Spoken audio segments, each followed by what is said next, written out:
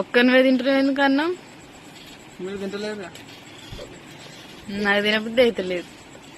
ఎందుకో ఈరోజు కూర లేదు. ఎగ్గు మామిడికాయ పచ్చడి మీకు ఎంత మందికి ఇష్టం? కొత్త మామిడికాయ పచ్చడ. పచ్చిపులుసు పోసుకోవారా?